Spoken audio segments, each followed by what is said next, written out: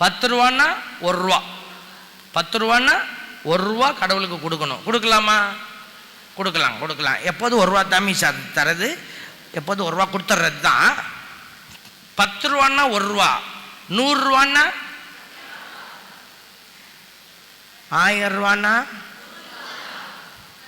இப்போ உங்கள் வீட்டுக்குள்ளே எத்தனை 1000 வருதோ அத்தனை 100 நீ ஒதுக்கணும். Praise the Lord. 10,000 ரூபான்னா 1000 ரூபா ஒதுக்கணும். 1,00,000 ரூபான்னா கணக்கு கூடிக்கிட்டே போதே சாமி. ரொம்ப கொடுத்தோம்னா சாமியார் கெட்டு போயிடுவார். சாமியாருக்கு அவ்வளோ கொடுக்க வேண்டிய அவசியம் இல்லை. ஒரு 10,000 ரூபா இல்லாமல் குடும்பம் ரன் பண்ண முடியாது. ஒரு 10,000 ரூபா உங்கள் வீட்டுக்குள்ளே வருமானம் வருதுன்னா 1000 ரூபா ஒதுக்குறீங்க. இந்த 1000-ஐ 2ஆக பிரி. 500 கடவுளுக்கு கொடு, 500 ஏழைகளுக்கு கொடு. இது நான் சொல்கிற கணக்கு, திருச்சபை சொல்கிற கணக்கு இல்லை. ஏழைகளுக்கு அரிசி வாங்கி கொடுக்கலாம். அதில் ஒரு 5 கிலோ அரிசி. ஒரு வயசான பாட்டி கஷ்டப்படுறாங்க, கண்ணில் பார்க்குறீங்க. இன்னொரு தாத்தா, அவருக்கு ஒரு 500 100 200 கையில் கொடுக்கலாம், சாப்பாட்டுக்கு வச்சுக்கோங்க. அது 500 ஏழைகளுக்கு கொடுத்துருங்க. இந்த 500ல் வாரம் உண்டியலுக்கு காசு எடுத்துக்கோ. 10 ரூபா. வீட்டில் 5 பேர் இருக்கிறீங்கன்னா 50 ரூபா. 4 வாரத்துக்கு 200 ரூபா. சரியா? மீதி எவ்வளோ இருக்கும்? 300 ரூபா இருக்குமா? அதில் 100 ரூபா சந்தா போட்டுக்கலாம். சப்ஸ்கிரிப்ஷன், மாதவ சந்தா. உட்கார்ந்தோனி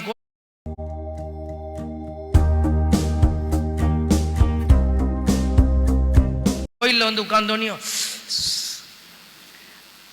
அது ஃபேனும் போடுங்களேன் சொல்கிறோம்ல. ஃபேன் எப்படி தானாக ஓடுமா? கரண்ட் பில்லு கட்டணும்.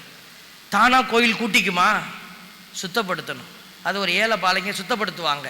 சாமியார் அவங்களுக்கு சுத்தப்படுத்தணுன்னையும் கடவுளோட ஆசீர்வாதம் என்னாலும் உன்னோட இருக்கும் அப்படின்னு வயிறு ரொம்பிடுமா?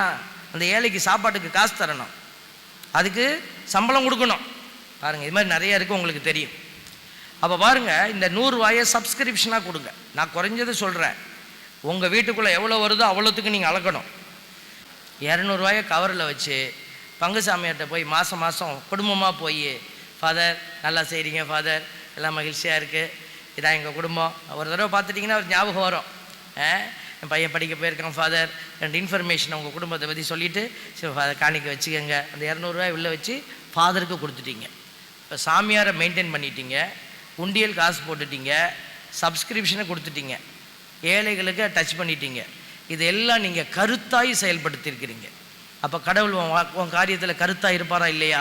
நீ நீதியாக செஞ்சு பாரு, கடவுள் உன் குடும்பத்தை நீதியாய் உயர்த்துகிறாரா இல்லையா பாருங்க. Praise the Lord. 10ல் ஒரு பகுதினா எவ்வளோ? 10 ரூபான்னா 1 ரூபா.